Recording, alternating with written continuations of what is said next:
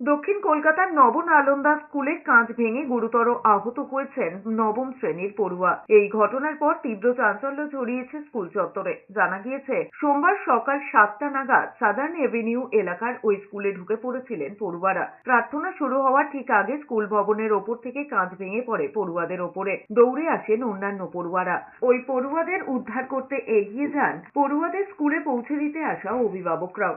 সূত্রের খবর, দুই ছাত্রের মধ্যে একজনের আঘাত গুরুতর, দুজনকেই বেসরকারি হাসপাতালে নিয়ে যাওয়া হয়েছে। আতঙ্কিত অভিভাবকরা স্কুলে বিক্ষোভ দেখাতে শুরু করেন। অভিযোগ, অভিভাবকদের কাছ থেকে ফি নেওয়া হলেও অ্যাম্বুলেন্স পরিষেবা মেলে না। অভিভাবকরাই পড়ুয়াদের হাসপাতালে নিয়ে যান। স্কুলের তরফে যোগাযোগ এবং পরিকাঠামোর সমস্যাও রয়েছে বলে অভিযোগ করেন বিক্ষোভরত অভিভাবকরা। অভিভাবকদের বিক্ষোভে উত্তেজনা ছড়ায় স্কুলে। পরিস্থিতি সামাল দিতে সেখানে যায় টালিগঞ্জ থানার পুলিশ। অন্যদিকে স্কুল কর্তৃপক্ষের দাবি, পড়ুয়ারা জানলা খোলার চেষ্টা করায় কাঁচ ভেঙে পড়ে। এর পাশাপাশি যান্ত্রিক ত্রুটির কারণে অ্যাম্বুলেন্স আসতে দেরি হয়েছে বলে দাবি স্কুল কর্তৃপক্ষের।